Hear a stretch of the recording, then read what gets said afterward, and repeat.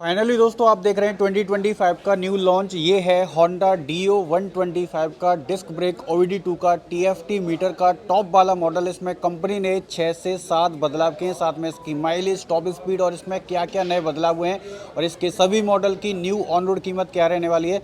So very special thanks to Shiva wheels Honda two wheeler showroom, BT road, Kolkata के। पहले सबसे बड़े अपडेट की अगर मैं बात करूं तो इस Dio 125 के टॉप मॉडल में आपको यहां पर फुली TFT कलर डिस्प्ले मिलती है, जो कि 4.3 इंच की रहने वाली है। लेकिन इसके पुराने वाले मॉडल में जो डिस्प्ले थी वो आपको एकदम नेगेटिव डिजिटल वाली मिलती थी, बहुत ही बेसिक से। इसमें कोई भी आपको एक्स्ट्रा फंक्शन आपको नहीं मिलता था। अब भाई फीचर्स तो भाई आपको इसमें भर भर के मिलते हैं, जैसा कि यहाँ पर आपको इसमें RPM मीटर मिलता है, इको इंडिकेटर मिल जाता है, फ्यूल गेज दिया गया है, स्पीडोमीटर है, डिजिटल में क्लॉक मिल जाती है। नेक्स्ट अपडेट ये है कि भाई इसके मीटर को एडजस्टमेंट करने के लिए यहाँ पर आपको एक जॉयस्टिक टाइप की बटन मिलती है, तो इसी बटन से आप इसके मीटर को एडजस्टमेंट कर सकते हैं। जैसा कि फ्यूल सेक्शन में जाते हैं तो यहाँ पर आप इसके फ्यूल की रीडिंग देख सकते हैं। नीचे में आपको यहाँ पर रेंज भी दिखाई दे जाती है कि स्कूटर कितने किलोमीटर और चल जाएगा। नीचे में यहाँ पर ओडोमीटर की जानकारी है, ट्रिप ए है, ट्रिप भी दिखा रहा है, ऑटो रीसेट आप कर सकते हैं। उसके नीचे में यहाँ पर सेटिंग है, सेटिंग में अंदर जाते हैं तो फंक्शन है, फंक्शन में trip A, auto reset, eco indicator मिल जाता है। डिस्प्ले में जाते हैं तो डिस्प्ले का जो टाइप है वो आप इसमें यहाँ पर बार या सिंपल पे सेट कर सकते हैं। ब्राइटनेस को अगर आप चाहो तो यहाँ पर आप ऑटोमेटिक या मैनुअल पे कम ज़्यादा कर सकते हैं। नीचे में थीम है, थीम को अगर आप चाहो तो लाइट, डार्क या ऑटो पे सेट करके स्कूटर को चला सकते हैं। फेवरेट इन्फॉर्मेशन मिल जाती है। नीचे में जनरल है, जनरल में डेट टाइम कैलेंडर को आप सेट कर सकते हैं। उसके नीचे में यूनिट है, यूनिट में किलोमीटर पर लीटर या लीटर पर 100 किलोमीटर के हिसाब से आप इसमें रियल टाइम फ्यूल एफिशिएंसी को सेट कर सकते हैं। नीचे में सर्विस है, सर्विस में मेंटेनेंस में जाते हैं तो यहाँ पर पीरियोडिक मेंटेनेंस दिखा रहा है, ऑयल आपको कब चेंज करना है, वार्निंग इन्फॉर्मेशन दिखा रहा है, बैटरी के वोल्टेज आप इसमें नीचे में देख सकते हैं। Turn by turn GPS navigation assist मिलता है और SMS alert, call alert, miss call alert, और आपको इसमें ब्लूटूथ कनेक्टिविटी के साथ सारे एक्स्ट्रा फंक्शन आपको इसमें देखने को मिल जाते हैं। उसके साथ इसकी जो माइलेज है वो तकरीबन 40 से 45 की रहती है सिटी प्लस हाईवे में। तीसरा बदलाव ये है कि यहाँ पर इसका जो पूरा का पूरा जो डैशबोर्ड है, ये जो डिज़ाइन है पूरी कंप्लीट बदल चुकी है। जैसा कि यहाँ पर पूरा कार्बन फाइबर टच दिया गया है, नीचे में होंडा की ब्रांडिंग है। अब चौथा अपडेट ये है कि इस स्कूटर में अब आपको यहाँ पर advance idol start stop system मिलता है। अगर आप इसको कहीं ढलान से नीचे उतार रहे हैं तो इंजन इसका ऑटोमेटिक तरीके से बंद हो जाता है।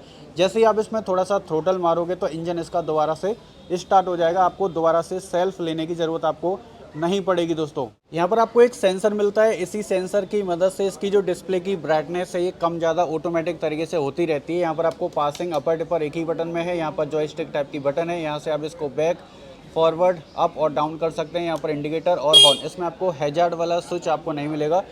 ये है पीछे वाली ब्रेक का लीवर, जिसमें आपको यहाँ पर चाइल्ड सेफ्टी के लिए लीवर लॉक मिल जाता है। सबसे पहले भाई आप इसके साउंड को सुने एक बार।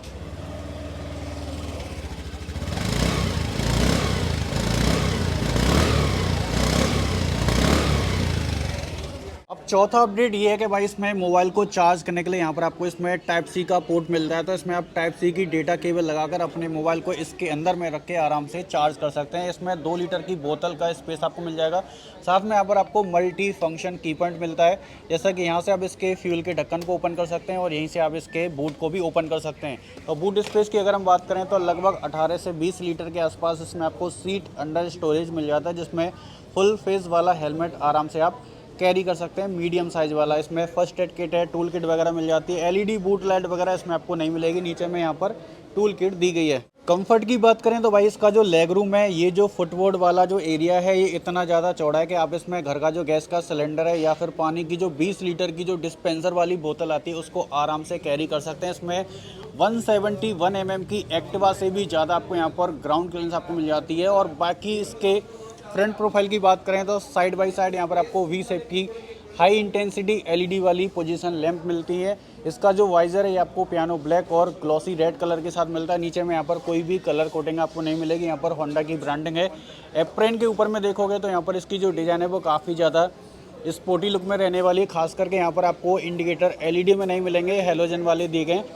और हेडलाइट की बात करें तो इसमें आपको रिफ्लेक्टर बेस्ड LED वाली हेडलाइट का पूरा सेट मिलता है। ऊपर में लो बीम मिलती है, नीचे में ये है भाई इसकी हाई बीम। तो हाई बीम के साथ अगर आप इसको सिटी में चला रहे हैं तो विजिबिलिटी के मामले में यहाँ पर कोई भी दिक्कत आपको देखने को नहीं मिलेगी। यहाँ पर इसकी जो डिज़ाइन है वो काफ़ी एरोडायनेमिक दी गई है। यहाँ पर 125 के ग्राफिक्स मिलते हैं, खास करके ये वाले जो पैनल है वो थोड़े से एयर वेंटिलेशन के हिसाब से दिए गए।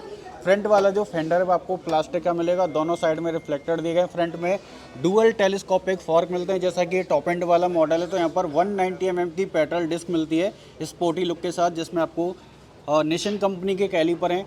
फ्रंट वाला जो टायर है वो आपको 90-90-12 का मिलता है। और व्हील की अगर हम बात करें तो फ्रंट में 5 स्पोक एलॉय दिया गया है। और इसमें आपको रियल टाइम माइलेज इंडिकेटर भी आपको मिल जाता है कि स्कूटर कितना माइलेज आपको निकाल कर दे रहा है। टॉप स्पीड की बात करें तो 85 से 90 किलोमीटर/आवर की ये आपको देता है निकाल के टॉप स्पीड।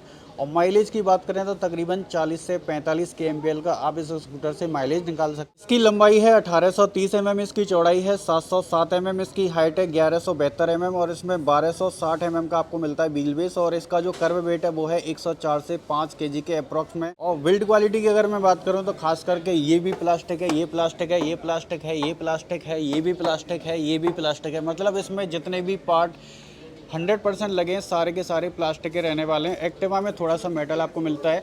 यहाँ पर डीओ लिखा हुआ है, डीओ के ग्राफिक्स मिलते हैं जिसमें वाइट कलर, ब्लैक और मैरून और सिल्वर कलर के स्टिकर आपको मिलेंगे। यहाँ पर थोड़ा सा कार्बन फाइबर टेक्सचर दिया गया है। बाकी स्प्लिट वाले यहाँ पर ग्रैब हैंडल दिए गए हैं। और इसकी जो सीट है ये डीओ 110 से थोड़ी सी ज़्यादा लंबी है, ज़्यादा चौड़ी दी गई है। और इसके फ्यूल लीड की अगर मैं बात करूँ तो इसका जो फ्यूल लीड है तो चाबी को ऑफ वाली कंडीशन में रख के यहाँ पर आप ऊपर वाली बटन को दबाते हैं तो इसका जो फ्यूल लीड है वो यहाँ पर 2 ढक्कन के साथ में दिया गया, जिसमें 5.3 लीटर के यहाँ पर आपको एक्सटर्नल फ्यूल टैंक की कैपेसिटी आपको मिल जाती है। और E20 फ्यूल को ये स्कूटर सपोर्ट करता है। पीछे में आपको यहाँ पर हेलोजन वाली टेल लाइट और हेलोजन वाले इंडिकेटर मिलते हैं।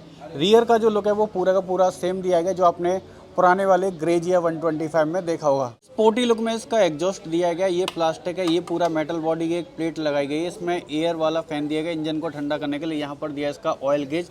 और रियर में एक टायर अगर मिलता है। पीछे वाले टायर की अगर मैं बात करूँ तो यहाँ पर आपको 10 इंच का व्हील मिलता है, जबकि कंपनी को इसमें कम से कम 12 इंच का व्हील इसमें डालना चाहिए।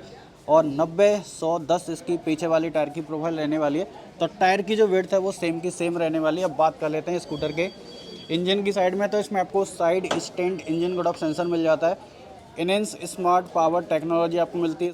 इसमें जो इंजन है वो आपको साइलेंट स्टार्ट के साथ मिलता है, मतलब कि इसमें कोई भी एक्स्ट्रा सेल्फ की मोटर आपको नहीं मिलती है। रियर में 130 mm की ड्रम ब्रेक है, 3 step adjustable hydraulic coil spring वाले एडजस्टेबल सस्पेंशन मिलते हैं, जबकि नॉन एडजस्टेबल आपको जो सस्पेंशन है वो DO 110 में मिलेंगे। अब ये टॉप एंड वाला मॉडल है तो इसमें आपको किक और सेल्फ दोनों ही चीज़ें मिल जाती हैं, खास करके इसके सभी मॉडल में।